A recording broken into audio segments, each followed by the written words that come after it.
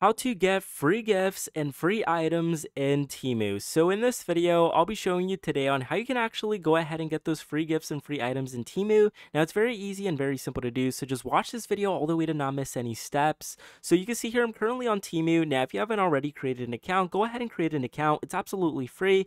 So once you've created your account, you're going to want to head over to the use section. It should be located at the bottom third option.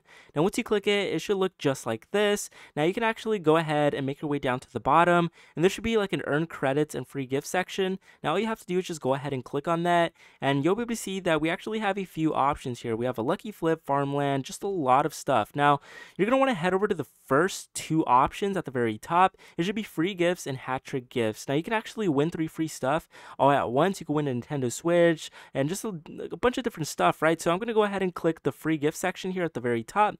And you can see here that I actually do have the option here. I could actually get $20 credit in my Temu balance, or I could actually get like a piggy bank, OBD2 sensor, scanner, and then you can actually get speaker, just a lot of other stuff here, right?